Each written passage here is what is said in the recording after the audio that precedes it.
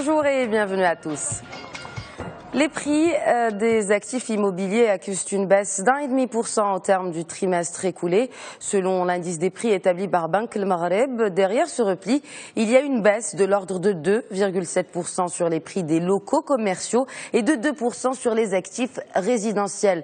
Une légère augmentation a toutefois été relevée sur le foncier. Quant aux ventes sur le marché immobilier, eh bien, elles ont globalement grimpé, soit 16% en comparaison annuelle, avec un bond significatif sur le segment appartement.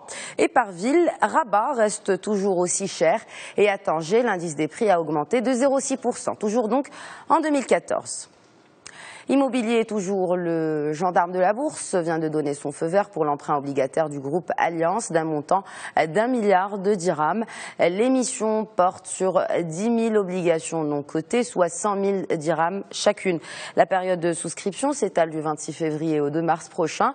Et dans ses prévisions parues lundi dernier, le groupe Allianz avait estimé que son chiffre d'affaires pour 2014 devrait plonger de 20% dans le sillage d'une contre-performance de ses filiales EMT et EMT Bâtiment. Coup d'envoi hier de la 3e édition du salon Halieutis à Agadir. La cérémonie d'ouverture a été marquée par la présence de personnalités de renom. Pendant 4 jours, ce ne sont pas moins de 320 marques et enseignes nationales et internationales qui exposeront.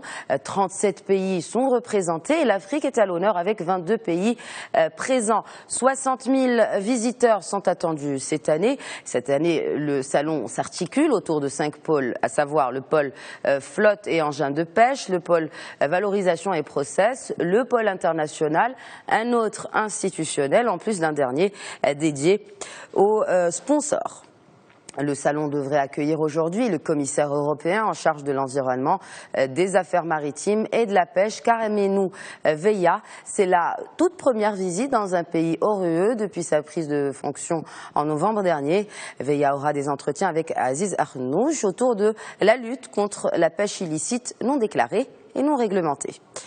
En bref, toujours noter que le trafic maritime est actuellement perturbé dans le détroit de Gibraltar, en cause la tempête de vent qui s'abat sur la région. Du coup, le port de Tarifa est fermé depuis mardi et au port d'Algeciras, plusieurs liaisons ont été annulées ou retardées. La situation devrait toutefois retourner à la normale dès aujourd'hui, jeudi.